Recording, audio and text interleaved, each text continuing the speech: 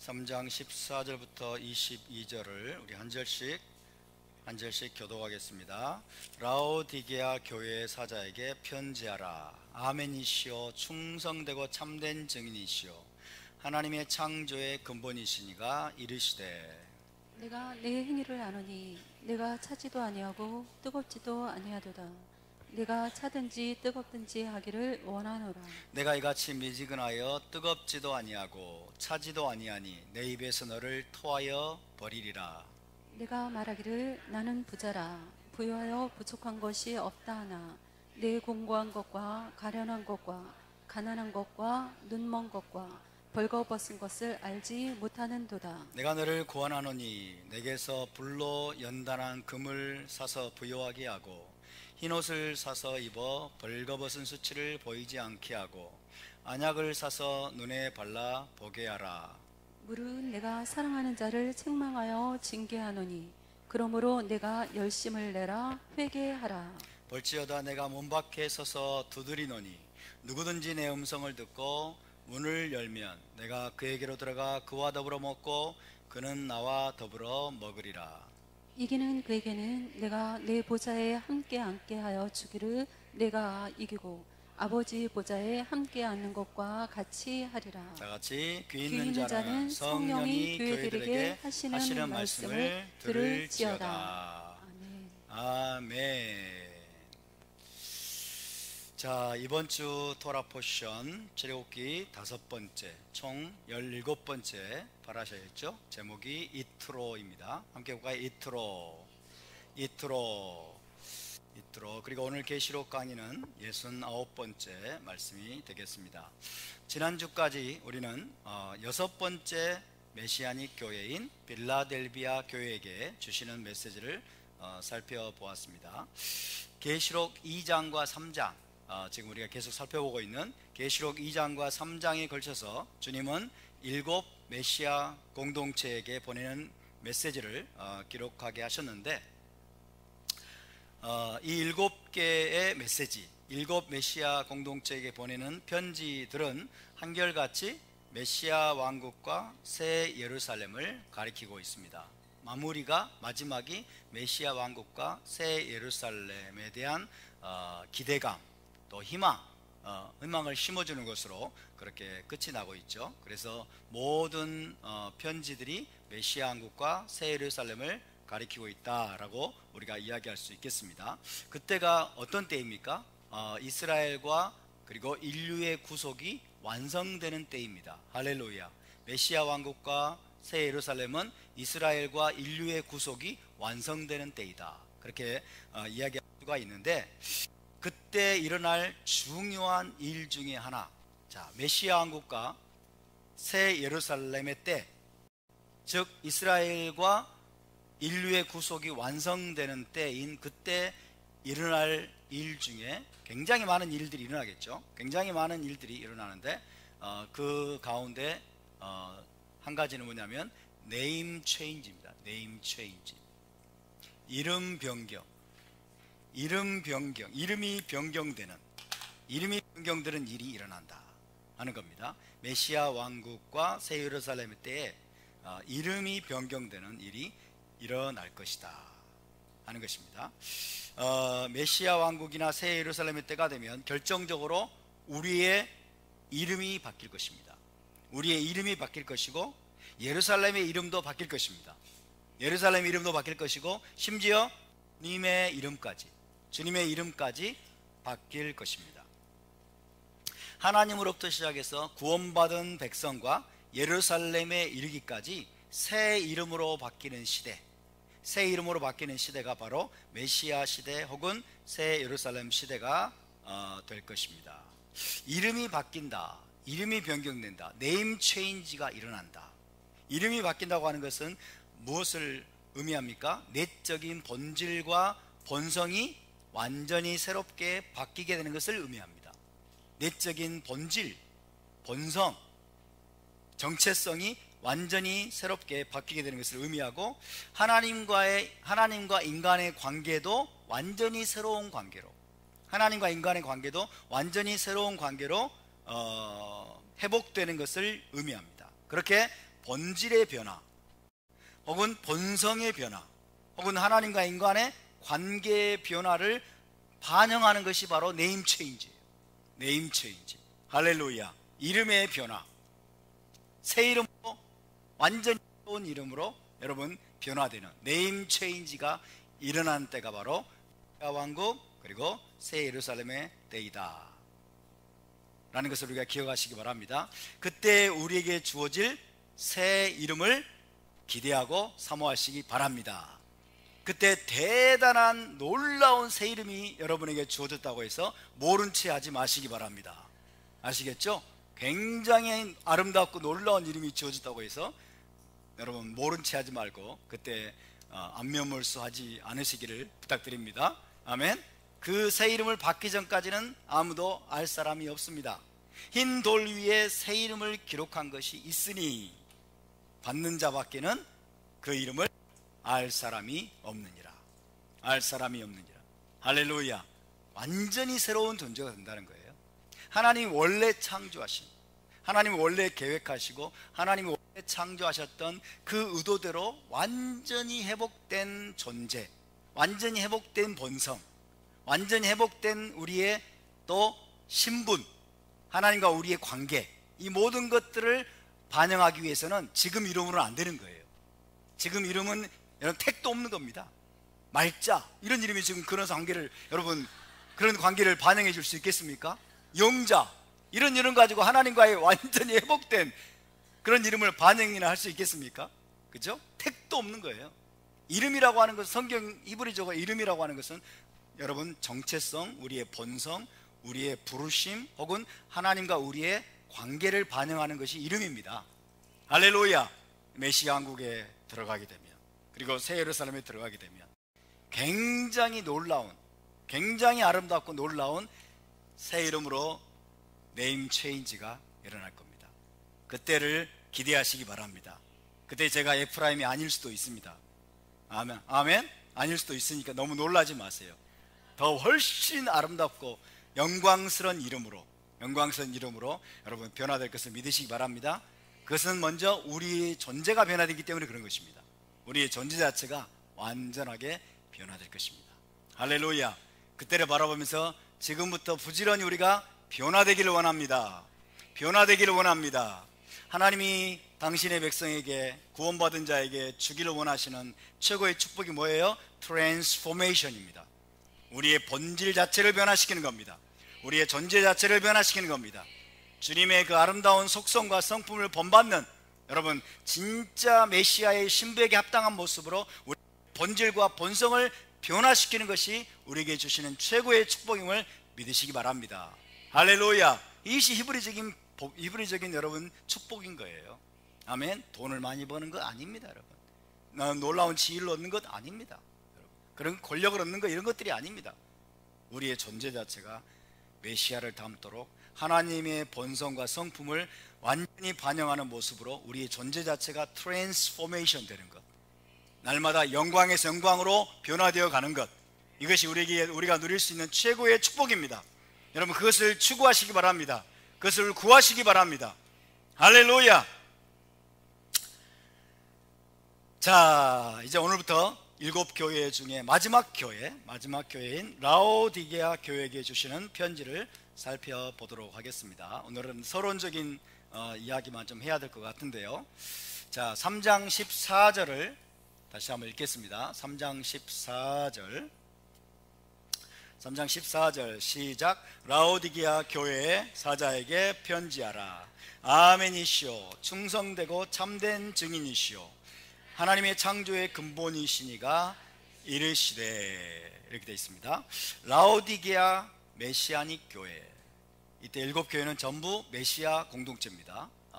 메시아 공동체, 메시아닉 유대인들이 많이 있었습니다. 메시아닉 교회입니다. 라오디게아 메시아닉 교회는 7교회 중에서 어떤 교회입니까? 4대 교회와 비슷한 교회예요. 4대 교회는 어떤 교회입니까? 칭찬은 전혀 받지 못한, 책망만 받은 교회입니다. 4대 교회와 더불어서 주님으로부터 칭찬은 전혀 받지 못하고 책망만을 받은 교회다.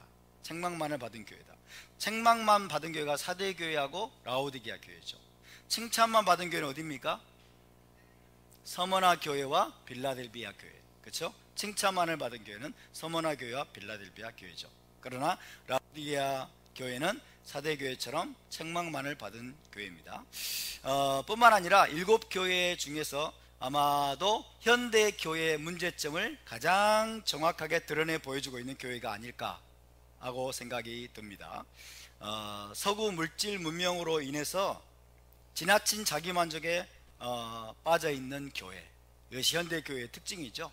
물질 문명, 너무 풍부하고 너무 풍요롭고 너무 부유한 나머지, 물질적으로 너무 부유한 나머지 자기만족에 빠져 있어서 영적으로 눈이 멀어 있고 분별력을 잃어버리고 깊은 잠에 빠져 있는 듯한 현대교회의 모습, 그 모습을 정확하게 보여주고 있는 교회가 바로 이 라오디게아 교회라고 할 수가 있겠습니다. 그래서 언약에 대한 열심과 충성을 잃어버렸어요.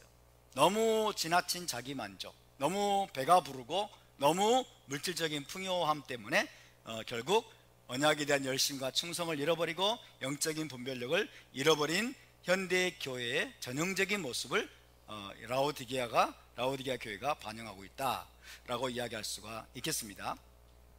그래서 저와 여러분은, 우리는 7교회에게 주시는 모든 메시지를 우리가 쉐마해야 되지만은 특별히 이 라오디게아 교회에게 주시는 이 메시지를 우리가 특별히 주목해야 될 필요가 있는 것입니다. 자, 지도를 한번 보시면 자, 반모섬에서 주님의 메시지를 받았습니다. 반모섬에서 7교회에게 주시는 편지를 사도 요한안이 기록을 했죠. 그죠? 사도 요한안의 편지를 들고 전령이 떠납니다. 에베소 교회에 먼저 들러서 에베소 공동체에게 그 메시지를 낭독하고, 그런 다음에 이제 북쪽으로 가서 서머나 교회를 들릅니다. 서머나 교회, 그리고 쭉 다시 북쪽으로 버가모 교회, 그리고 이제 동남쪽으로 내려와서 두아디라, 사대교회, 빌라델비아 교회, 그리고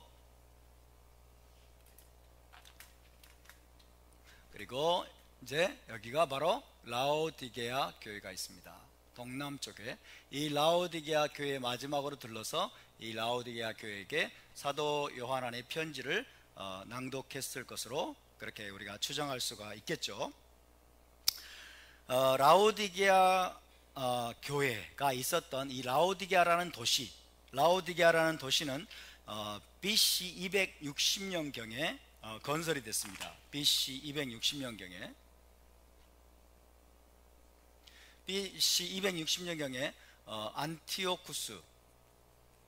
안티오쿠스 2세가 건설했다라고 알려져 있습니다. 라오디게아라는 도시는 BC 2세기 260년 3세기죠. BC 260년경에 안티오쿠스 2세에 의해서 건설이 되었는데, 라오디케아입니다. 헬라어로 하면 라오디케아라는 명칭으로 부르게 된 것은 이 안티오쿠스의 아내의 이름이 라오디케아였기 때문입니다. 자기 아내의 이름을 본따서, 아내의 이름을 따서 라오디케아라는 그런 이름으로 이 도시를 명명했다고 합니다. 그래서 라오디케아라는 도시가 BC 260년경에 세워지게 되었다 하는 것을 알 수가 있습니다. 이 라오디게아 지역은요, 이 라오디게아라는 도시는 라오디게아가 있죠. 라오디게아 이제 좀 북쪽인데, 여기 동북쪽으로는 히에라폴리스가 있습니다. 히에라폴리스, 여기 한 10km 정도 떨어져 있는 지역이에요. 10km. 히에라폴리스 해봅시다. 히에라폴리스. 그 다음에 동남쪽으로 약 13km 정도 떨어진 곳에 골로세가 있습니다. 골로세 해봅시다. 골로세. 그래서 라오디게아라는 도시는 히에라폴리스라는 도시와 골로세라는 도시와 가까이 인접해 있어서 아주 긴밀한 관계를 가지고 있었다는 사실을 우리가 고려해야 됩니다. 라오디게아 교회에 대한 언급은 어디에 나오느냐면 골로새서에 나오고 있어요. 그래서 골로새서에서 라오디게아 교회가 언급이 되고 있습니다. 사도 바울은 라오디게아 교회를 방문하고 싶은 마음이 간절했습니다. 라오디게아 교회를 방문하고 싶은 마음이 간절했는데 결국 방문하지 못했던 것으로 보입니다. 골로새 교회는, 자, 골로새가 여기 있죠? 골로새 교회는 사도 바울이 개척한 것으로 보여요. 골로새 교회. 그러나 이 라오디게아 교회는 사도 바울이 아니라 사도 바울의 제자인 에바브라가 개척한 것으로 보입니다. 자, 다시 한번 라오디게아와 히에라폴리스와 골로새, 이 세 개의 도시가 서로 인접하고 있어서 굉장히 긴밀한, 경제적으로, 사회적으로, 문화적으로 굉장히 긴밀한 관계를 가지고 있었다라는 사실을 기억하시기 바랍니다. 자, 골로새서를 한번 우리 찾아봅시다. 골로새서 1장 7절을 한번 보겠습니다. 골로새서 1장 7절. 지리적인 배경을 여러분이 좀 기억하셔야 되겠습니다. 골로새서 1장 7절을 함께 봉독합니다. 시작. 이와 같이 우리와 함께 종된 사랑하는 에바브라에게 너희가 배웠나니 그는 너희를 위한 마시아크의 신실한 일꾼이요. 이렇게 있죠. 에바브라에게 골로새 교회가 배웠다고 말씀합니다. 에바브라에게 골로새 교회가 배웠다. 에바브라가 골로새 교회의 지도자였어요. 골로새 교회의 지도자였습니다. 사도 바울이 개척을 했든지 아니면 에바브라가 개척을 했든지 명확하게 드러나 있지는 않습니다. 어쨌든 골로새 교회에게 사도 바울이 편지를 하면서 너희가 에바브라에게 복음을 배웠다라고 얘기하고 있어요. 그렇죠? 에바브라에게 너희가 배웠나니 그는 너희를 위한 마시아크의 신실한 일꾼이요. 그래서 이 말씀에 따르면 골로새 교회가 바울의 제자인 에바브라의 가르침을 받았다는 것을 알 수가 있습니다. 그런데 사장을 보면 에바브라가 라오디게아 교회와 히에라폴리스 교회도 담당했던 것으로 보입니다. 라오디게아 교회와 히에라폴리스 교회도 섬겼다는 것을 알 수가 있어요. 4장 12절 13절을 보겠습니다. 골로새서 4장 12절 13절. 자, 함께 읽습니다. 시작. 마시아크 예슈아의 종인 너희에게서 온 에바브라가 너희에게 문안하느니라. 그가 항상 너희를 위하여 애써 기도하여 너희로 하나님의 모든 뜻 가운데서 완전하고 확신 있게 서기를 구하나니 그가 너희와 라오디게아에 있는 자들과 히에라볼리에 있는 자들을 위하여 많이 수고하는 것을 내가 증언하노라. 할렐루야. 골로새 교회가 에바브라를 바울에게 보냈습니다. 그렇죠? 에바브라를 바울에게 보내서 섬기도록 한 거죠. 골로새 교회가. 그래서 그것에 감사해서 지금 사도 바울이 골로새서를 지금 쓰고 있습니다. 골로새에게 보내는 편지를 쓰고 있는데 거기서 뭐라고 말씀하냐면 에바브라에게 골로새 교회가 복음을 배웠다, 가르침을 받았다라고 되어 있고 13절을 보면 그가 너희와 골로새 교회와 라오디게아에 있는 자들과, 라오디게아 교회죠. 라오디게아 교회와 히에라폴리스에 있는 자들, 히에라폴리스 교회를 말하죠. 히에라폴리스 교회를 위해 많이 수고하는 것을 내가 증언하노라. 이렇게 말씀하고 있어요. 자, 이 말씀들을 볼 때 아마도 라오디게아 교회는 누가 개척했을 것이다? 사도 바울이 제자였던 에바브라가 개척을 했을 것이다. 에바브라가 라오디게아 교회를 개척을 하고 아마 골로새 교회를 개척하는 일도 에바브라가 상당히 중요한 역할을 했을 것으로 보이고, 더불어서 히에라폴리스 교회, 히에라폴리스 지역에 있는 히에라폴리스 교회까지 에바브라가 개척을 했을 가능성이 높습니다. 그런 다음에 이 세 도시를 왔다 갔다 하면서, 이 세 도시를 순회하면서 에바브라가 사역하고 또 가르치고 섬겼던 것으로 그렇게 우리가 추정해 볼 수가 있겠습니다. 그래서 사도 바울은 자신의 제자인 에바브라가 개척한 이 라오디게아 교회를 방문하기를 간절히 원했습니다. 라오디게아 교회를 가서 보고 싶은 거예요. 라오디게아 교회를 가서 보고 자기에게 있는 소중한 것을 나누어 주고 싶어서 사도 바울이 그런 간절한 열망을 가지고 심지어 라오디게아 교회에게 사도 바울이 편지를 보내기까지 했어요. 라오디게아 교회에게 사도 바울이 편지를 보내서 라오디게아 교회를 고문했던 것으로 보입니다. 자, 골로새 2장으로 가보겠습니다. 골로새 2장 1절에서 2절입니다. 골로새서 2장 1절에서 2절. 자, 그런 배경들을 여러분 염두에 두시고 2장 1절부터 2절 우리 함께 천천히 봉독하겠습니다. 시작. 내가 너희와 라오디게아에 있는 자들과 무릇 내 육신의 얼굴을 보지 못한 자들을 위하여 얼마나 힘쓰는지를 너희가 알기를 원하노니, 이는 그들로 마음의 위안을 받고 사랑 안에서 연합하여 확실한 이해의 모든 풍성함과 하나님의 비밀인 마시아크를 깨닫게 하려 함이니, 내가 너희와 라오디게아에 있는 자들과 무릇 내 육신의 얼굴을 보지 못한 자들을 위하여 얼마나 힘쓰는지를. 힘쓴단 말은 무슨 말이에요? 가려고, 방문하려고, 그죠? 하나님이 허락하시면 라오디게아 교회와 골로새 교회와 그리고 바울을 육신적으로 얼굴을 보지 못한 자들을 가서 섬기기 위해서 얼마나 내가 힘쓰는지를 너희가 알기를 원한다. 뭐 하려고 그래요? 너희로 그들로 마음의 위안을 받고, 먼저 가서 그들을 위로하는 거예요. 위로하고 격려하고, 그 다음에 사랑 안에서 그들이 연합하고 확실한 이해의 모든 풍성함과 하나님의 비밀이신 그리스도를 깨닫게 하려 함이니. 할렐루야. 사도 바울에게 깨닫게 하신 메시아의 비밀을 알게 해주기로 하는 거예요. 메시아의 비밀을 알게 하고 그 메시아의 부유하심으로 말미암아 그들이 부유하게 되고 풍성하게 되고, 그러므로 말미암아 서로 사랑 안에서 함께 연합하고 하나가 될 수 있도록 하기 위해서 사도 바울이 라오디게아를 방문하려고 하고 골로새 교회를 방문하려고 하고, 그렇게 굉장히 많이 사도 바울이 힘쓰고 있다라는 것을 말씀해 주고 있습니다.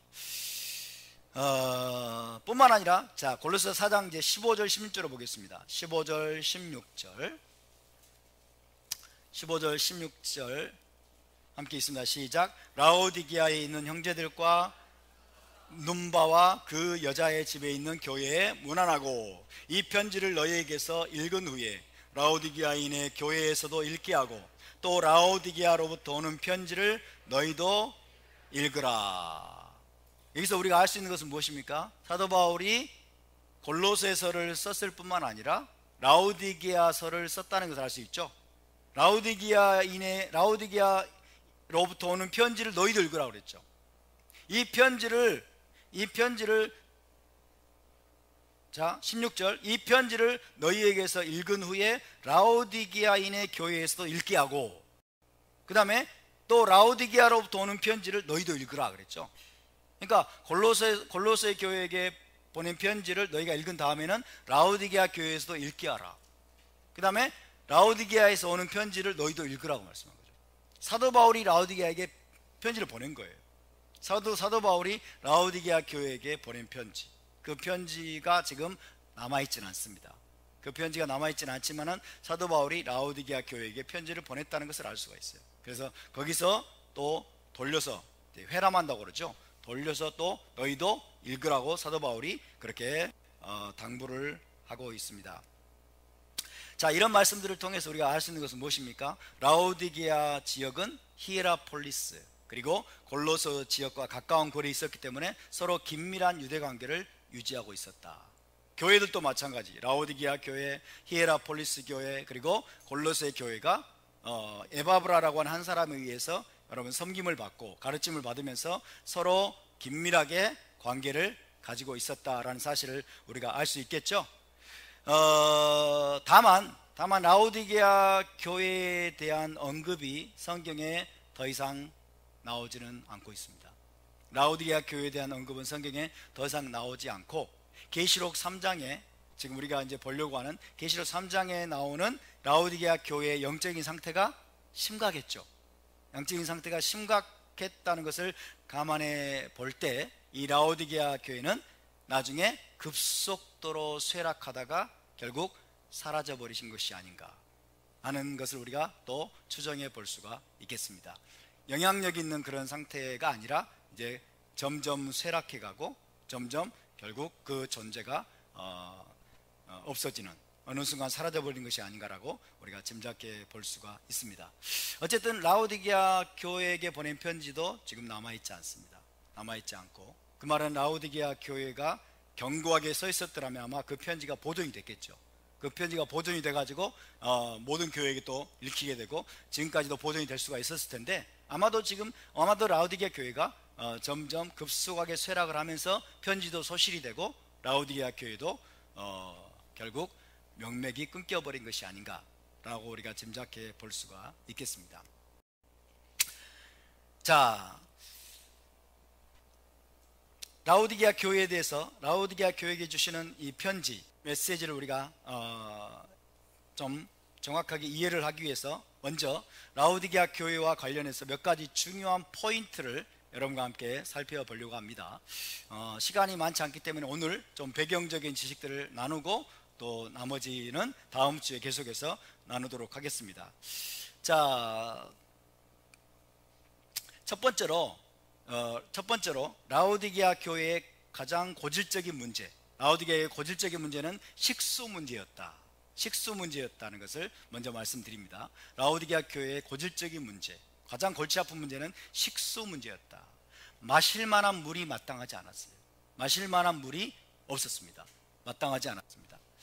그런데 자, 이 지도를 한번 보시기 바랍니다. 이 지도를 보시면 자, 라오디게아가 있습니다. 라오디게아 교회가 있고 지역이 있고, 히에라폴리스 북쪽으로 약 10km 정도, 10km 떨어진 지금 히에라폴리스, 그 다음에 동남쪽으로 골로세 지역이 있습니다. 약 13km 정도 떨어진 지역입니다. 히에라폴리스, 라오디게아, 골로세입니다. 이 세 도시를 우리가 함께 연관해서 알아야 될 필요가 있다고 말씀드렸죠. 히에라폴리스라는 도시는 무엇으로 유명했느냐? 뜨거운 광천수로 유명했습니다. 뜨거운 광천수라 하면 뭐예요? 미네랄이, 광물질이 많이 들어가 있는 풍부한 온천수로 말합니다. 미네랄이 풍부한 온천수, 뜨거운 이 광천수로 유명한 도시였습니다. 그게 바로 히에라폴리스입니다. 그래서 주변 지역에 사는 수많은 사람들이 히에라폴리스로 몰려들어 가지고 그 뜨거운 온천수, 광천수에 여러분 몸을 담그고 목욕을 하려고 많은 사람들이 몰려왔어요. 왜냐하면 뜨거운 이 광천수라면 광천수라면 우리가 뭘 짐작할 수 있습니까?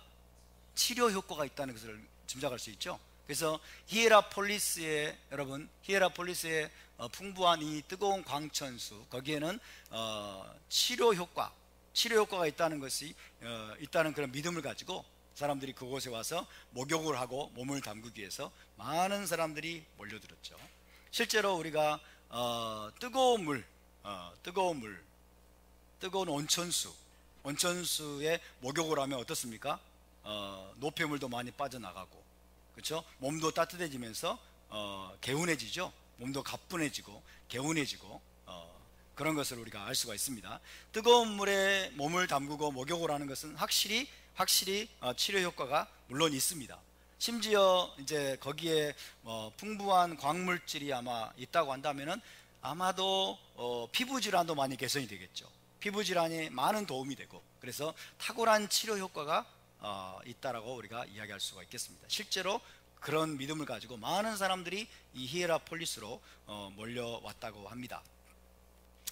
그런가 하면 라오디게아에서 동남쪽으로 13km 떨어져 있는 이 골로세라는 도시는 마실 물로 적합한 차갑고 깨끗한 물로 잘 알려져 있었습니다. 골로세는 차가운 물, 시원한 물, 마실 물로 쓰기에 적합한 차갑고 깨끗한 물로 알려져 있었고, 여기는 히에라폴리스는 뜨거운 온천수, 광천수로 유명했고, 여기는 시원하고 깨끗한 물로 유명했습니다. 마실 물로.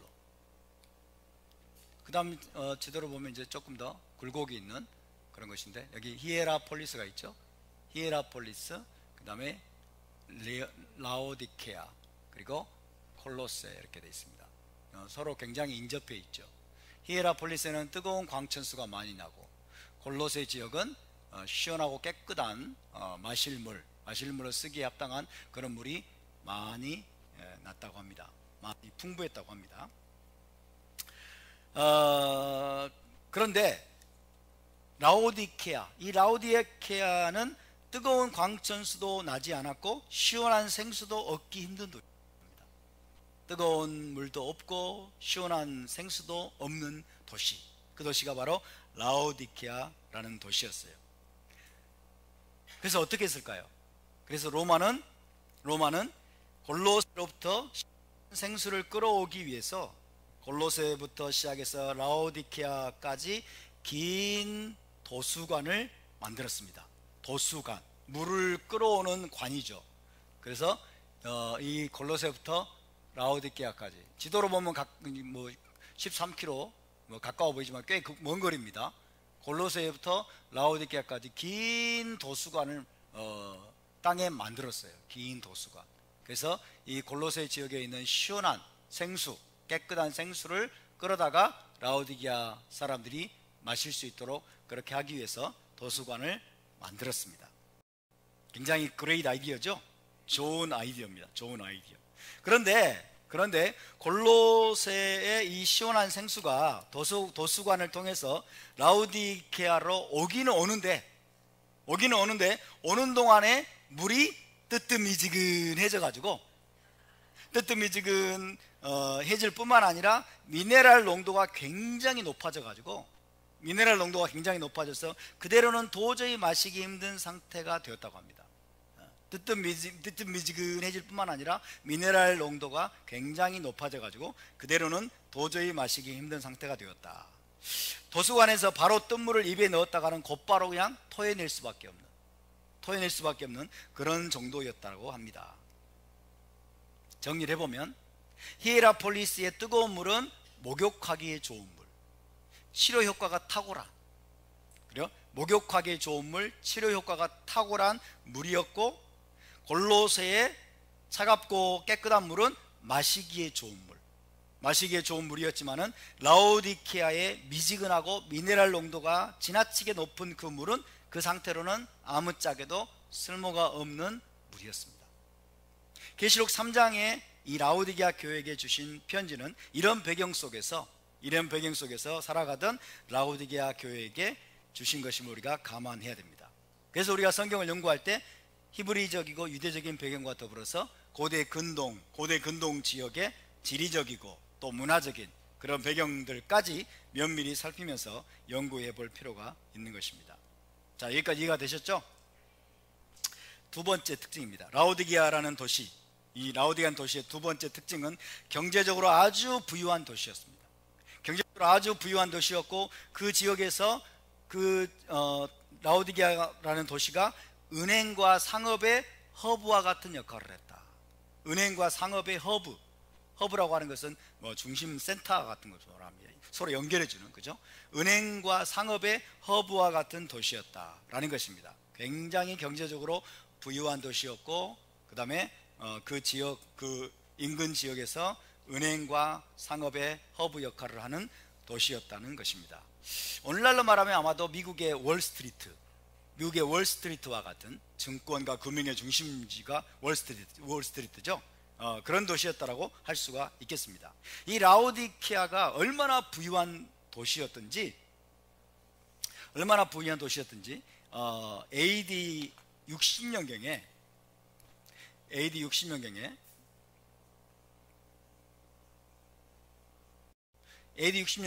라오디게아 지역뿐만 아니라 그 인근 지역에 굉장히 큰 지진이 발생했다고 합니다.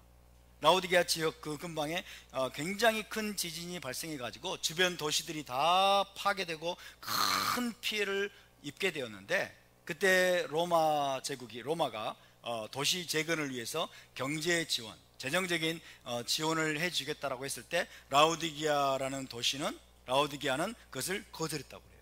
그것을 거절하고 자기들의 힘으로, 자기들의 경제적인 능력으로 도시를 온전하게 다시 재건할 정도로, 그 정도로 부자였다고 그래요. 그 정도 돈이 많았다고 합니다. 이게 라오디게아 지역의 특징입니다.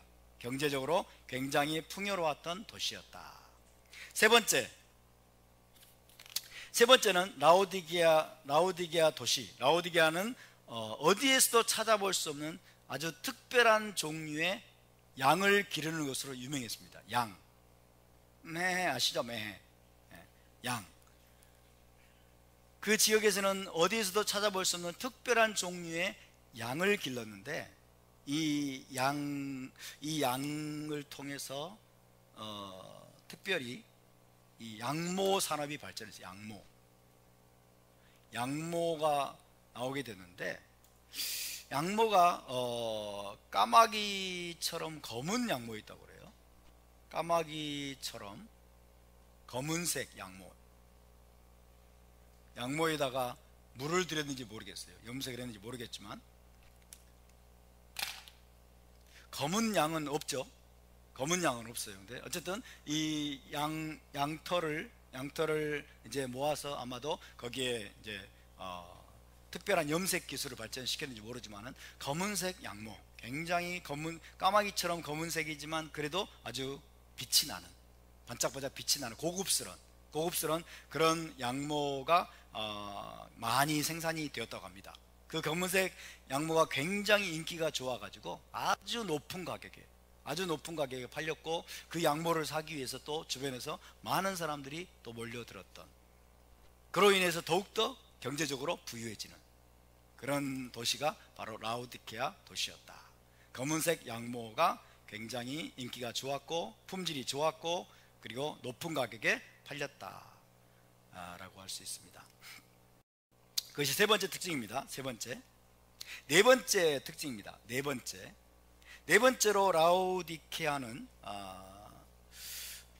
눈병이죠. 눈에 나는 병, 눈병을 치료하기 위한 의료학교와 그 다음에 눈에 바르는 안약을 생산하는 도시로 유명했다고 합니다. 자, 눈병을 치료하는 의료학교하고 그 다음에 안약을 생산하는 도시로 유명했다. 그래서 라오디게아 지역은 주변 지역에서 의학의 중심지 역할을 하게 되었습니다. 많은 사람들이 이제 의료를 배우기 위해서, 눈병을 치료하는 법을 배우기 위해서 라오디게아로 또 몰려들었고, 뿐만 아니라 여기에서 나오는 안약 있죠. 눈에 발라서 이제 치료하는 안약을 사기 위해서 많은 사람들이 또 라오디게아로 찾아왔다고 합니다. 그래서 또 라오디게아를 더욱더 풍요로운 도시로 만들어 주었습니다. 다섯 번째, 이처럼 라오디게아가 돈이 많고 물질적으로 풍요로웠기 때문에 로마의 관리들이 라오디게아 시민들을 마구잡이로 뜯어먹었다고 합니다. 돈이 많으니까 돈이만 뜯어먹을 게 많죠. 그래서 이 로마의 관리들이 자신들의 권한을 남용을 하면서 시민들에게 옷 내놔, 음식 내놔, 뇌물 내놔, 그죠? 세금도 막 엄청나게 뜯어가고, 그렇죠? 옷이나 음식이나 뭐 뇌물이나 세금 이런 것들을 엄청나게 뜯어갔을 뿐만 아니라 심지어 숙소 자기들이 이제 무슨 뭐 하룻밤 지내기 위해서 숙소를 얻으려고 할 때도 자기들이 마음에 드는 이제 집을 찾아가면은 노크를 한다거나 혹은 자기들의 신분을 밝히는 일이 거의 없이 무조건 밀고 들어와 가지고 우리가 이건 접수한다 그래가지고 마음대로 뺏어가지고 여러분 그렇게 자기들의 숙소로 사용하는 일들이 빈번하게 많았다고 합니다. 다른 도시에 비해서 숙소가 얼마나 좋았겠어요.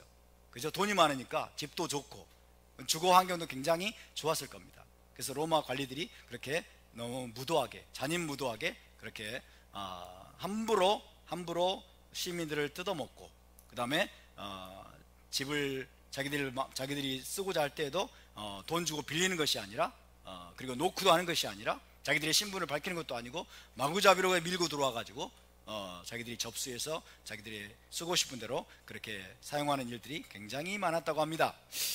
이와 같은 지리적이고 문화적인 배경을 염두에 두고서 우리가 라오디게아 교회에게 주시는 메시지를 살펴볼 때 우리 주님의 메시지 하나하나에 어떤 의미들이 담겨 있는지 더 깊이 이해할 수가 있게 될 것입니다. 살고 있는 환경이 참 중요합니다. 우리가 살고 있는 환경이 우리의 영성과 신앙에 깊은 영향을 끼치기 때문입니다. 맞습니까? 라오디게아 지역도 마찬가지. 라오디게아 교회도 그들이 살고 있는 이 라오디게아라는 도시가 어떤 도시였는지, 어떤 환경 속에서 그들이 신앙생활을 했는지 거기에 깊은 영향을 받고 있는 상태였기 때문에 주님께서 지금 라오디게아 교회에게 주시는 말씀 한마디 한마디가 지금 그런 것들을 우리에게 그런 것들을 지금 염두에 두시면서 말씀하는 거예요. 이런 배경을 모르면 우리는 그 의미들을 제대로 이해할 수가 없겠죠. 자, 예를 들면 어떤 것입니까? 예를 들면은 15절을 볼까요? 네가 차지도 아니하고 뜨겁지도 아니하도다.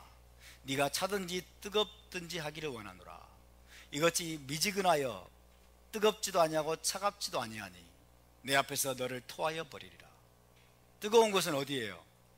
히에라폴리스. 차가운 것은 어디예요? 골로새. 그죠? 미지근한 건 어디예요? 라오디게아입니다. 그 도시의 특징이에요. 그죠? 차가운 물도 없고 뜨거운 물도 없고 뜨뜻 미지근한 물인데 너무 미네랄이 농축돼 있어가지고 그대로는 마실 수도 없는, 마시면 그냥 구역질 나듯이 버릴 수밖에 없는, 그게 그들이 살고 있는 환경이었어요. 그러니까 이런 말씀으로 주님이 말씀하실 때 이게 얼마나 다가왔겠어요. 그죠? 가슴속에 확 박히는 거죠. 또 어떤 것입니까? 17절 네가 말하기를 나는 부자라. 부유하여 부족한 것이 없다. 이게 라오디게아라는 도시의 특징이었어요. 굉장히 경제적으로 부유하고 풍요로운 그런 도시 가운데 살았어요. 도시 전체가 부유하면 여러분 낙수 효과가 있게요, 없게요? 낙수 효과가 있게요, 없게요? 있어요. 대한민국이라는 나라가 여러분 전체적으로 부자가 되면, 그리고 GDP가 올라가면 낙수 효과가 있을까요, 없을까요? 있죠. 근데 사회주의자들이 뭐라고 하는지 아세요? 낙수 효과 없대요. 현대가 돈을 많이 벌고 삼성이 전 세계에서 달러를 많이 벌어와가지고 여러분 그렇게 많아지면은 이 대한민국의 중산층이나 가난한 사람들에게 여러분 혜택이 돌아갈까요, 안 돌아갈까요? 돌아가죠. 그게 당연하죠. 갤럭시 안 쓰세요? 대부분 갤럭시 쓸 겁니다. 삼성이 만들어낸 여러분 위대한 창작품이잖아요. 그죠? 우리가 혜택을 누리는 거예요. 갤럭시 다 쓰고. 그러니까 대기업들을 여러분 양성을 하면, 이 나라가 대기업을 더 많이 양성하면 양성할수록 그것이 중소기업과 그 다음에 돈이 없는 사람들에게도 점점 낙수 효과가 일어나 가지고 함께 점점 우리가 부의 수준이 높아진다는 것을 기억하시기 바랍니다. 이거를 소위 낙수 효과라고 그래요. 낙수 효과. 낙수 효과가 있을까요, 없을까요? 근데 문재인 일당은요 낙수 효과 없다 이래버려요. 낙수 효과 없다. 부자들이 그 모든 돈을 노동자들과 가난자들 착취해 가지고 자기들만 배부르는 집단이기 때문에 낙수 효과 없다. 그리고 부자들에 대한 증오심, 재벌들에 대한 증오심 막 불러일으켜 가지고 그러면서 분노하라 이러는 거예요. 분노하라. 증오심을 불러일으키고. 나쁜 놈들. 자기들 혜택은 다 누리고. 대한민국에 여러분, 대한민국이 민주화가 1980년대 이후로, 그리고 87년도에 민주화가 급속도로 이루어지게 되는데, 민주화가 이루어지려면 뭐가 있어야 되는지 아세요? 중산층이 있어야 되는 거예요. 중산층이 두텁게 있어야 되는 거예요. 중산층이 두텁게 있으면 민주화가 이루어진다고 합니다. 이 중산층이 어떻게 해서 만들어진지 아세요? 박정희 대통령이 여러분 현대 중공업이니 포항제철이니 이런 여러분 대기업들 양성하면서 거기서 엄청나게 많은 중산층이 생겨난 거예요. 엄청나게 많은 중산층이 생겨나 가지고 여러분 이 나라가 민주화되는 일에 엄청난 기여를 하게 된 겁니다.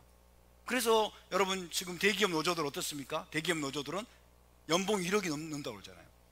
연봉 1억. 저 같으면 꿈도 못 꿀 돈입니다. 연봉 1억을 여러분 받는다. 그 말은 무슨 말이에요?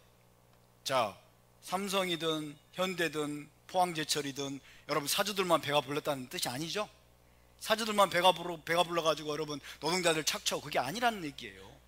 그 노동자들에게 거의 1억이 돌아가. 1년에 1억이. 이게 어마어마한 낙수 효과예요. 거기서 엄청나게 중산층들이 많이 만들어져 가지고 그래서 이 민주화의 열망이 엄청나게 일어났던 거예요. 그래서 이 나라가 산업화에 성공을 하고 민주화에까지 성공을 거둔 나라가 대한민국입니다. 할렐루야. 낙수 효과가 없다고요? 지금 여러분 문재인 일당이 하는 짓거리는요 기가 막힙니다. 낙수 효과가 없다고 부정하면서 이제는 뭐라고 강변하냐면 분수 효과가 있대요. 분수 효과. 낙수 효과는요 위에서 흐르는 물이 떨어져 가지고 자연스럽게 아래로 흘러가는 게 낙수 효과잖아요. 분수 효과는 밑에서 이렇게 끌어올리는 분수 효과예요. 소득주도 성장. 소득주도 성장이 뭐예요? 돈을 많이 나눠주고 소득을 많이 막 임금을 많이 나눠주면 이게 마치 분수 효과처럼 이렇게 올라가 가지고 경제가 막 커져버린대. 어느 게 쉽겠어요? 낙수 효과가 쉽겠어요? 분수 효과가 쉽겠어요? 정말 사악한 집단이죠. 정말 사악한 집단이죠. 여러분, 대한민국의 경제가 여러분 전 세계에서 10위권 안에 들어가고 그러기 때문에 우리가 이렇게 잘 입고 잘 먹고 좋은 차 타고 좋은 휴대폰 쓰고 그리고 우리가 회사 다니면은 여러분 상당한 연봉을 받고 그렇게 살고 있지 않습니까? 그렇죠? 이게 바로 낙수 효과인 거예요. 할렐루야. 이런 나라를 주신 하나님을 찬양합니다. 그러나 우리가 라오디게아 교회처럼 되지 않기를 바랍니다. 라오디게아라는 지역이 경제적으로 풍요롭고 부유하니까 더불어서 라오디게아 교회의 성도들도 어때요? 굉장히 부유했겠죠. 풍요로운 삶을 살았을 거예요. 그래서 나는 부자라, 나는 아무것도 부족함이 없다, 이런 자기만족에 빠져 있었던 거예요. 그것이 문제입니다. 이것이 오늘 우리 대한민국 한국교회의 문제이기도 합니다. 서구교회의 문제이기도 합니다. 부족함이 없어요. 너무 잘 먹고 잘 사니까 이제 자살하는 방향으로 가. 자살하는 방향으로. 너무 많은 것들을 누리게 해주니까 이 체제를 때려 부수고 자유민주주의 체제를 때려 부수고 사회주의로 가자고 이따의 말을 하고 있는 거예요. 여러분, 사회주의자들이 사회주의 공부만 하고 막시즘 거기에 그 공부만 하던 자들이 정권을 잡고서 이제는 동일노동 동일임금을 헌법에다가 명시하겠다, 토지 공개념 헌법에 명시하겠다, 동일노동 동일임금을 헌법에 명시하겠대. 토지 공유제를 헌법에 명시하고 그 다음에 종교와 언론의 헤게모니죠. 종교와 언론을 재편하겠다 이런 말을 해요. 무서운 말이죠. 그래서 그렇게 헌법을 바꾸겠다는 거예요. 아니 동일 노동 동일 임금을 실현하겠다는 말은 그럼 누가 동일 임금을 주겠다는 거예요? 국가가 정하겠다는 말 아닙니까? 국가가 그렇게 정하겠다는 거예요. 여러분, 이게 사회주의 아니고 이게 공산주의 아니면 뭡니까? 근데도 절대 다수의 국민들은 몰라, 설마 우리 착하고 점잖으신 우리 문재인 대통령이 그렇게 하겠어? 대깨문이라고 해요. 대깨문. 이제 드러내놓고 이번 총선 자기들이 압승을 하고, 총선 압승을 하면 그 여세를 몰아가지고 이제 사실상 토지 국유화를 하겠답니다. 그리고 동일노동 동일임금 자기 국가가 배급했게 하겠다는 거예요. 임금도 정하겠다는 거예요. 임금도 정하겠다. 그렇죠? 저는 좋을 수도 있어요. 영락교회 담임 목사의 여러분 연봉과 저의 연봉이 같아질 수 있습니다. 동일노동 동일임금. 근데 많은 사람들이 착각하는 것은 하향 평준화를 모른다는 거예요. 다 같이 못 살게 되고 다 같이 거지가 되는, 다 같이 노예가 되는 사회가 된다는 걸 모르고 좀 돈이 없는 사람들이 환호하고 좋다고 말하는데 어리석은 겁니다. 여러분, 공산주의 사회주의를 하겠다는 것은 여러분 다 같이 죽자는 거예요. 다 같이 거지가 되겠다는 거예요. 국민 전체를 거지로 만들고 노예로 만들고 자기들이 그 모든 돈은, 여러분 부는 흡혈귀처럼 빨아들여 가지고 일부 소수 특권층 기득권층들만 그 돈을 다 뜯어먹겠다는 거죠. 소위 중국처럼, 소위 북한처럼. 여러분, 우리가 이것을 막아야 될 줄로 믿습니다. 아멘. 우리가 막아야 됩니다. 무슨 얘기하다가 얘기 나왔나요? 라오디게아 교회. 라오디게아 교회도 마찬가지예요. 라오디게아라는 도시가 굉장히 경제적으로 풍요롭고 부유한 그런 환경 속에 살다 보니까 라오디게아 교회도 상당히 아마 돈이 많고 부유한 환경 속에 그렇게 살았을 것입니다. 그래서 나는 부자야, I am rich, 나는 부족한 게 아무것도 없지. 주님 뭐라고 말씀하십니까? 다음 시간에 그러하겠습니다. 자, 끝난 거 아닙니다. 이제 14절을 우리가 다시 한번 보겠습니다. 14절까지 하고 오늘 마치겠습니다.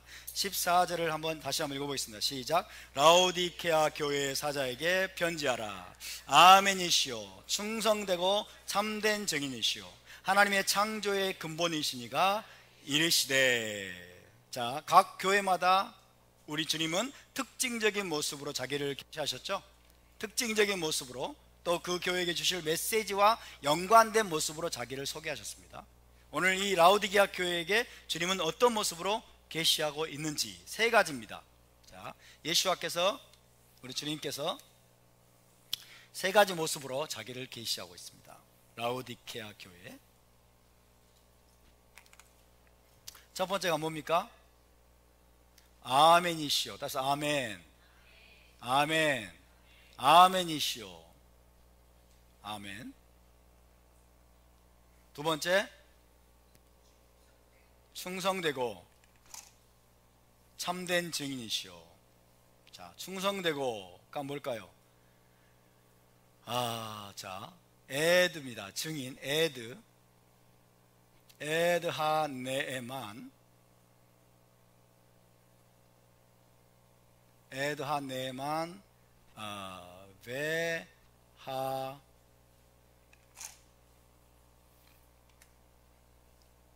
뭘까요? 아미티, 에드 하네만, 충성되고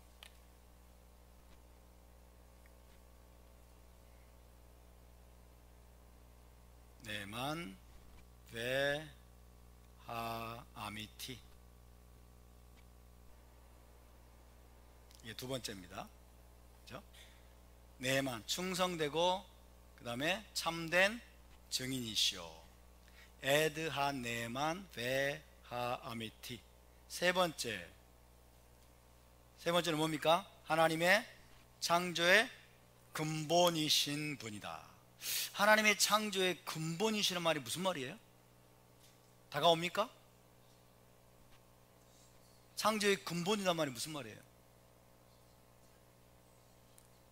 금방 이해할 수 있겠어요?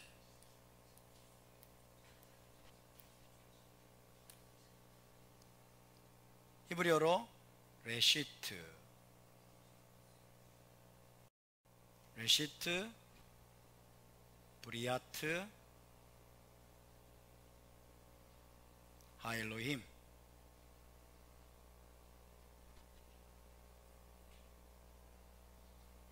레시트, 따라서 레시트, 레시트, 브리아트, 하엘로힘.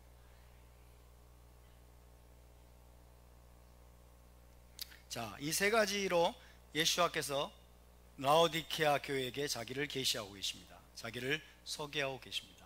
이 세 가지 모습. 첫 번째, 아멘. 그래서 아멘, 아멘. 아멘이 뭡니까? 아멘이 뭐예요? 기도가 다 마치고 나면 이제 끝나는 거예요. 아멘이죠. 기도 마치고 나면 끝내는 거. 아멘. 자, 아멘은 진실로 이렇게 뜻이죠. 진실로. 부사로 쓰면은 진실로예요. 진실로.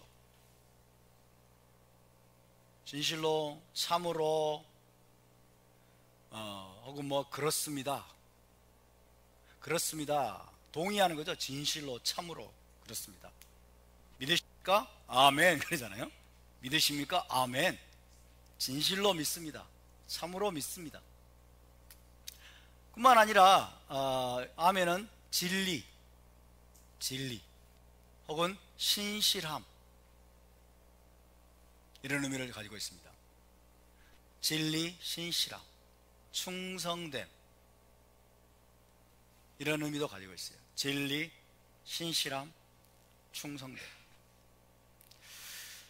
나는 아멘이다.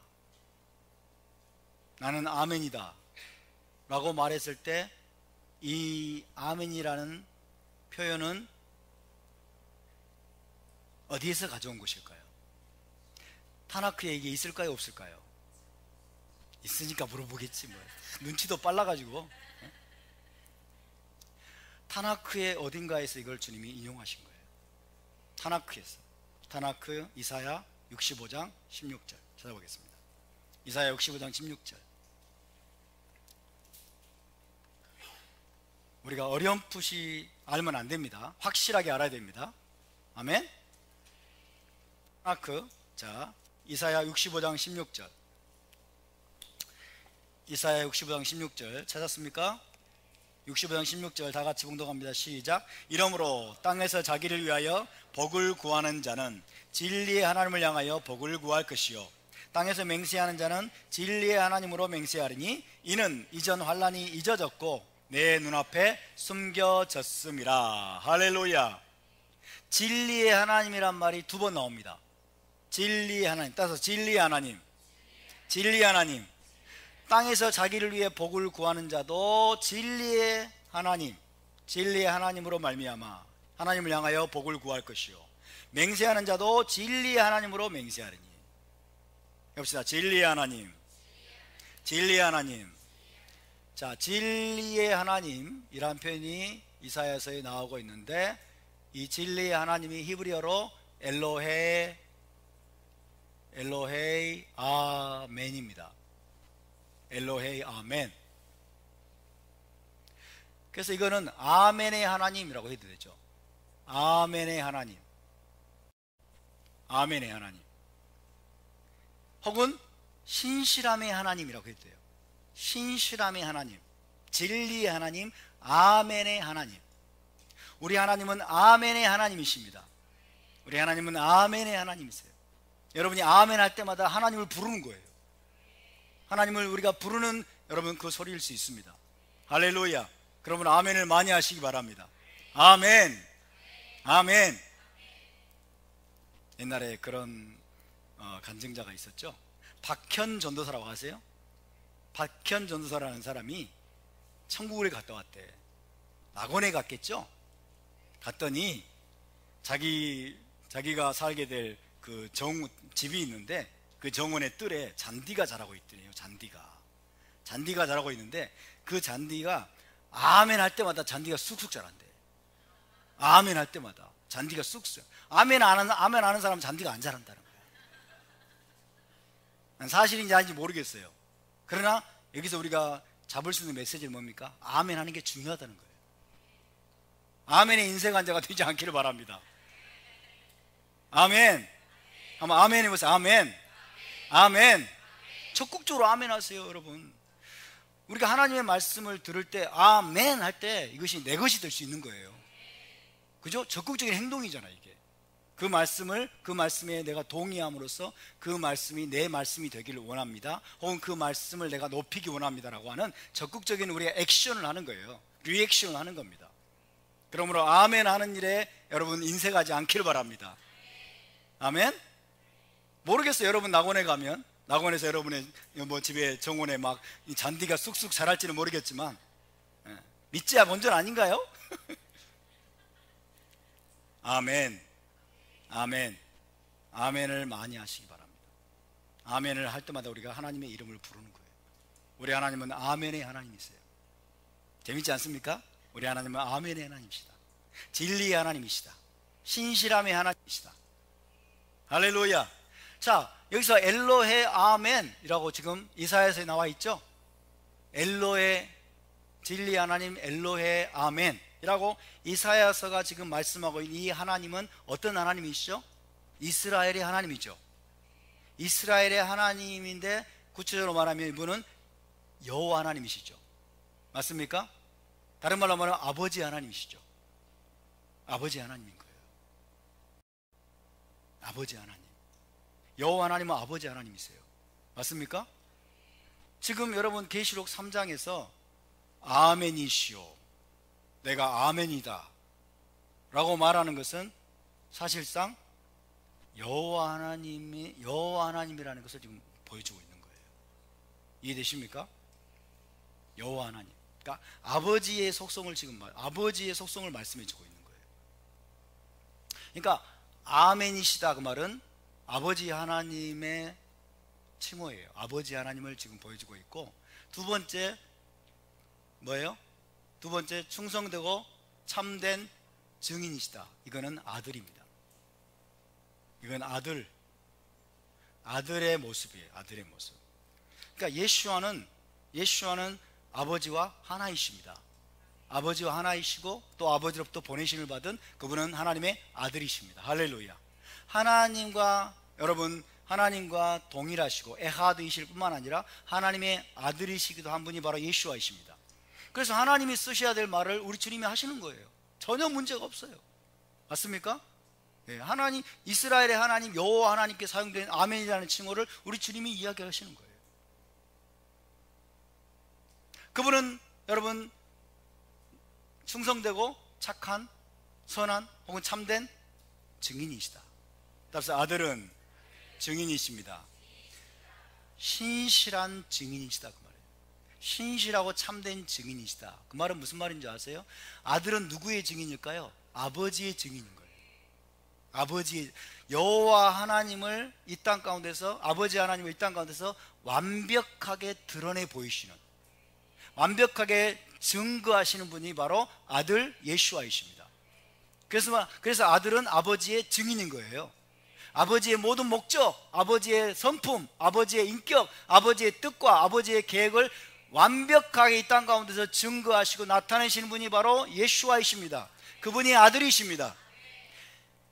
누구에게 증거할까요? 아들이 아버지의 증인으로 오신 그분이 누구에게 아버지를 증거할까요? 이스라엘에게. 할렐루야. 아들 예수와는, 아들은 이스라엘에게 아버지를 증거하는 거예요.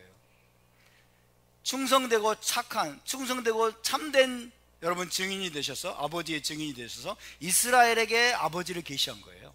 이스라엘에게 아버지를 증거한 거예요.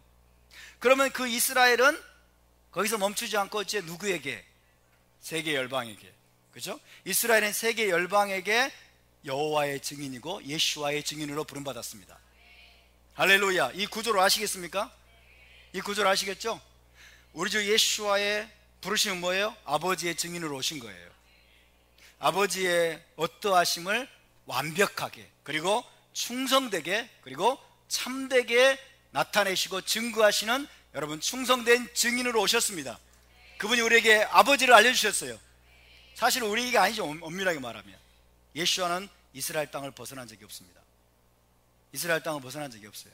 그러니까 예수와는 아버지의 증인으로 누구에게 오셨어요? 이스라엘에게 오신 거예요. 이스라엘에게 아버지의 증인이 되셨어요. 뭐 하라고? 이스라엘이 그 증거를 가지고 누구에게 가라고? 이방 나라들에게, 세상에게, 세상 세계 모든 열방에게 여러분 메시아의 증인이 되도록 부름받은 민족이 바로 이스라엘입니다. 그래서 여러분 사도행전 1장 기억하시죠? 또 마태복음 28장 기억하시죠? 너희는 가서 모든 족속으로 제자를 삼으라. 또 너희는 가서 나의 증인이 되라고 말씀하죠? 내 증인이 되라고 말씀하는 거예요. 할렐루야. 아버지와 아들이 하나이기 때문에 여러분 이스라엘은 여호와의 증인이라고 부름받습니다. 이사야에서 여호와의 증인이고 또한 예수와의 증인인 거예요. 할렐루야. 그래서 에드한 네만 베하 아미티, 이것은 아들의 모습을 우리에게 보여줍니다. 그렇죠? 하나님의 아들, 하나님의 아들로서 이 땅에 아버지의 증인으로, 그렇죠? 아버지의 충성되고 참된 증인으로 오신 그 분을 말씀하십니다. 그분의 증거에는 조금도 거짓이 없습니다. 예수와의 입에서 나오는 말씀 한마디 한마디는 전부 아버지를 보여주신 것인데, 아버지를 증거하는 것인데 거기에는 거짓이 조금도 없는 것임을 믿으시기 바랍니다. 완벽합니다. 완벽하고 확실합니다. 이스라엘의 부르심도 마찬가지. 이스라엘도 저와 여러분도 세상을 향해서 예수와의 증인으로서 여러분 우리의 증거도 거짓이 없어야 될 줄로 믿습니다. 거짓이 없고 여러분 잘못된 것이 없어야 될 줄로 믿습니다. 아멘. 세 번째, 레시트 브리앗 하엘로힘, 하나님의 창조의 근본이시니가 이르시되. 하나님의 창조의 근본이다. 알 것도 같고 모를 것도 같고 뭔 뜻이야 이게? 이 번역의 문제예요. 번역에 레시트라는 게 여러분 근본 처음 뭐 이렇게 됐지만은 머리잖아요. 머리, 시작 머리, 그죠? 이거 으뜸인 거예요. 으뜸 머리 혹은 뭐예요? 통치자라는 뜻입니다. 통치자. 이걸 다른 말로 장자로도 바꿀 수 있어요. 장자. 베코르하고도 비슷한 말이에요. 그죠? 그러니까 레시트는 결국 머리를 말합니다. 머리는 으뜸입니다. 머리는 어떤 존재냐? 통치자입니다. 그죠? 브리아는 피조물. 그러니까 하나님의 피조물의 통치자다 그 말이에요. 할렐루야. 하나님의 피조물의 머리가 되신 분, 하나님의 피조물의 통치자가 되신 분, 이렇게 번역을 해야 이게 팍 다가오잖아요. 하나님의 창조의 근본이다. 뭐 이게? 하나님의 창조의 근본이다? 애매하죠. 하나님의 피조물에, 하나님이 지으신 피조물에 여러분 머리가 되시고 통치자가 되신 분이 바로 예수와이십니다. 하나님이 지으신 모든 이 통치자가 이 토라에서는 베코르입니다. 장자예요. 장자. 그죠? 장자가 나중에 통치자가 되죠. 장자에게는 통치권이 주어져 나중에. 맞습니까? 그러니까 하나님의 장자세요. 하나님은, 메시아는 예수와 하나님의 장자고 하나님의 레시트이시고 하나님의 통치자이심을 믿으시기 바랍니다. 그러니까 하나님의 장자란 말은 우리가 오해해서는 안 돼요. 하나님의 장자라는 이 베코르라는 단어가 이제 신약 성경에서는요, 먼저 나신 분이다 이렇게 번역을 했어요. 먼저 나신 분, first born 이러니까, 먼저 나신 분 혹은 맏아들 이러니까 마치 하나님이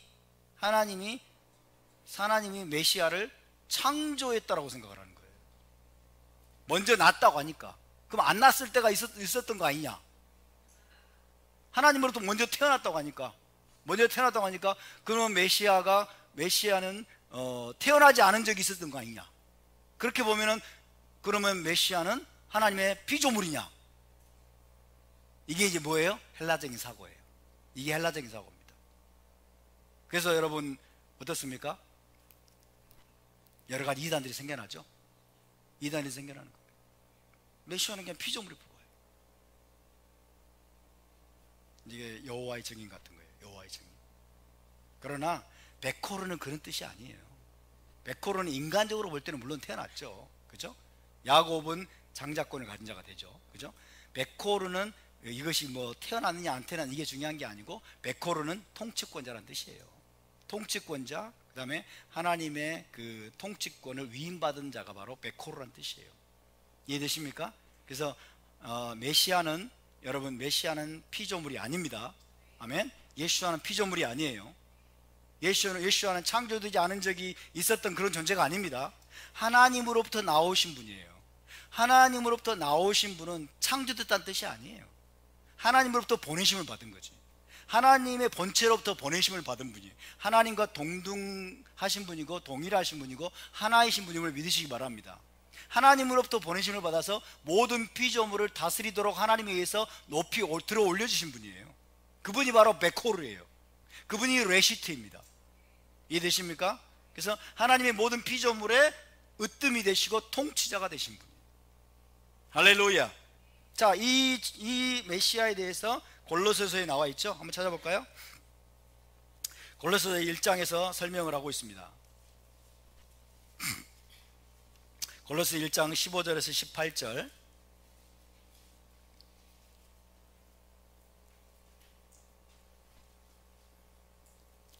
(1장 15절 18절을) 보시기 바랍니다. 제가 천천히 읽어보겠습니다.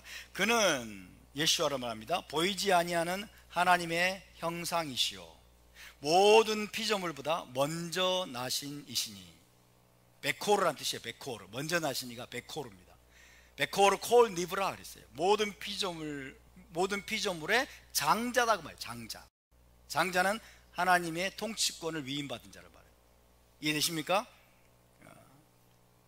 피조됐다 그런 뜻이 아니에요. 16절 만물이 그에게서 창조되되 보세요. 만물이 그에게서 창조됐어요. 창조자라는 뜻이죠. 메시아는 창조자이십니다.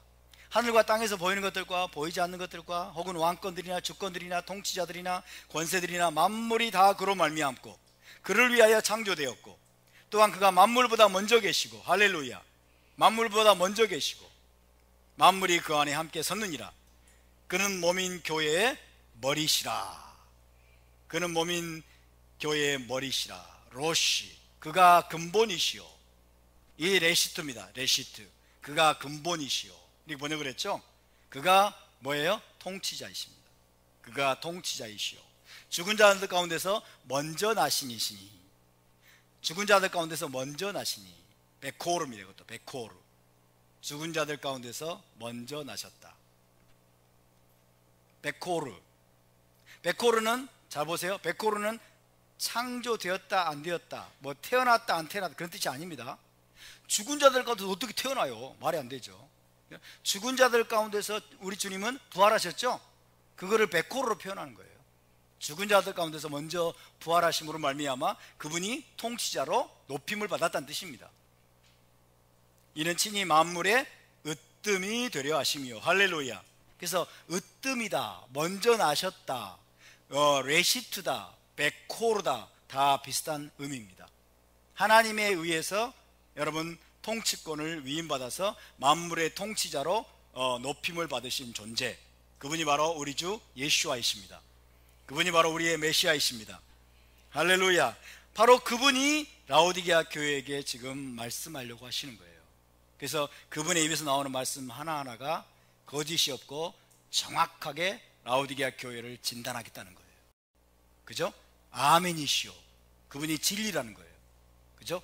진리만을 말하시는 그분이, 그리고 거짓이 없고 정확하게 모든 것을 증거하시는 그분이, 만물의 통치자 되시는 그분이 라오디게아 교회의 영적인 상태를 정확하게 진단해서 그들의 상태를 드러내겠다는 거예요.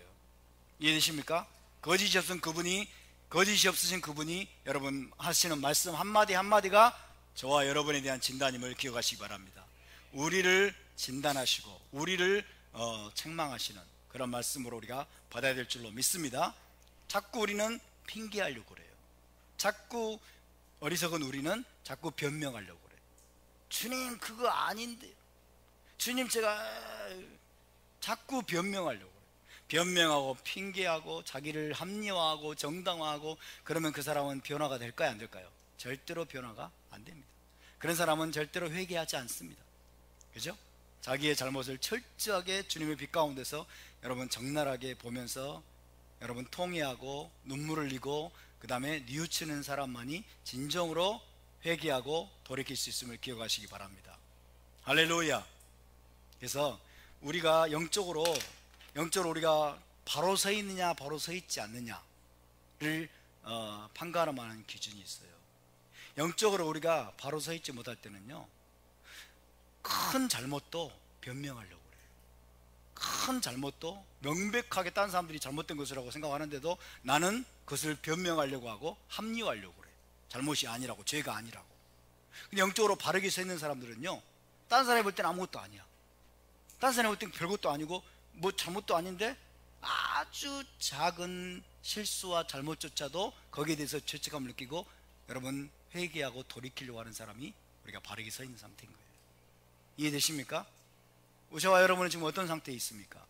우리는 나의 잘못과 나의 실수와 나의 어리석음에 대해서 눈 감고 자꾸 변명하려고 하고 내가 잘하고 있다, 나는 아무 문제가 없다 하는 방향으로 여러분 타협적으로 나가고 있습니까? 아니면 나는 아주 세밀하고 작은 실수와 잘못까지도 주의 빛 가운데서 나를 비추려고 하고 그러면 회개하려고 하고 돌이키려고 하고 죄책감을 느끼는 그런 여러분 상태에 있습니까?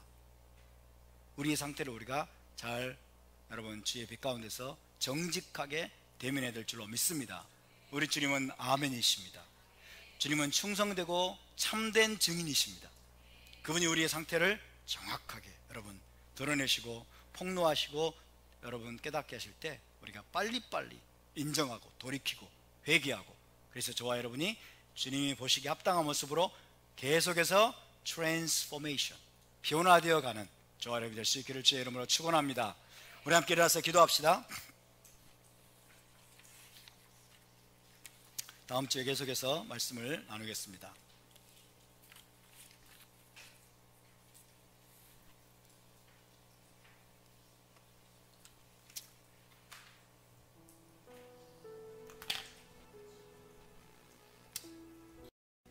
우리는 특별히 라오디게아와 같은 환경 속에 살아가고 있습니다. 물질적으로 풍요롭고 부유하고 부족한 것이 없어 보이는 환경 속에서 우리가 지금 살아가고 있습니다. 그러다 보니까 우리가 물질적으로 너무나 많은 것들을 누리고 있습니다. 부족함이 없어 보입니다. 필요한 모든 것들을 쉽게 얻을 수가 있는 환경 속에 살아가고 있습니다. 우리의 영적 상태가 라오디게아 교회처럼 지금 되어 있진 않는지, 나는 부족한 것이 없어, 나는 부자야, 나는 아무 문제가 없어, 나는 잘하고 있지, 내가 뭘 더 해야 돼? 우리가 영적으로 눈이 멀어 있지는 않습니까? 영적으로 우리가 분별력을 잃어버린 상태는 아닙니까?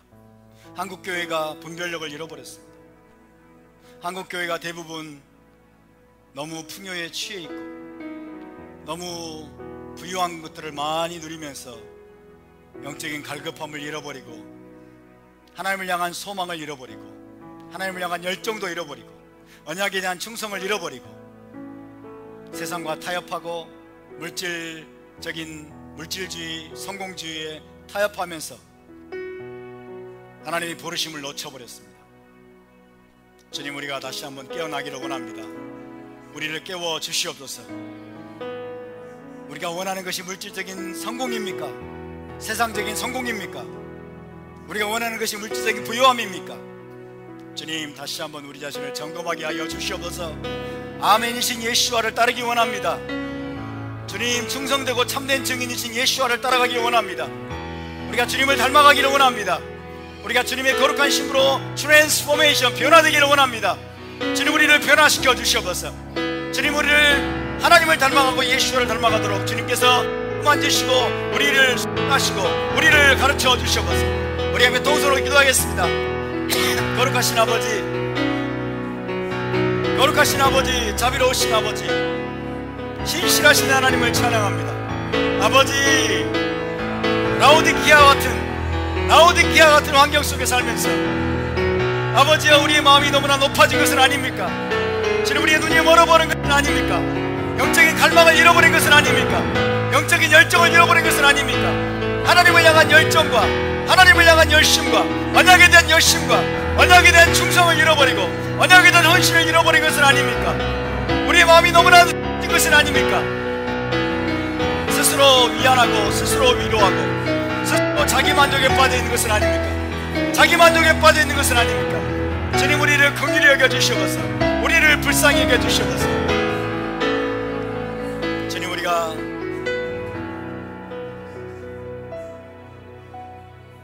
더욱더 거룩한 갈망을 회복하게 하여 주시옵소서. 우리의 마음이 느슨해지지 않기를 원하고 우리가 누리는 이 부요와 풍요로 말미암아 주님, 우리가 영적인 갈망과 언약에 대한 열심을 잃어버린, 그래서 사망의 잠을 자고 있는 어리석은 자가 되지 않기를 원합니다. 아멘이시고 충성되고 참된 증인이신 예수와께서 우리의 모습을 정확하게 진단해서 말씀하시고 증거하실 때 우리가 주님 전심으로 반응하기를 원합니다. 우리가 전심으로 반응하고 회개하고 돌이키기를 원합니다. 주님의 거룩한 신부로 주님, 우리가 변화될 수 있도록 더욱더 큰 은혜를 우리에게 베풀어 주시옵소서. 감사와 찬양을 올려드리며 거룩하신 우리 주 예수와의 이름으로 기도하옵나이다. 아멘. 제사장의 축복기도로 마치겠습니다. 예바레케카 아도나이 베이시메레카 야엘 아도나이 파나벨레카 비후네카 이사 아도나이 파나벨레카 베아셈레카 샬롬. 여호와는 내게 복을 주시고 너를 지키시기를 원하며 여호와는 그의 얼굴을 내게 비추사 은혜 베푸시기를 원하며 여호와는 그 얼굴을 내게로 향하여 드사 평강 주시기를 원하노라. 베셈 예슈아 메시케이누 사르 하샬롬. 할렐루야. 우리 하나님께 영광을 드리겠습니다.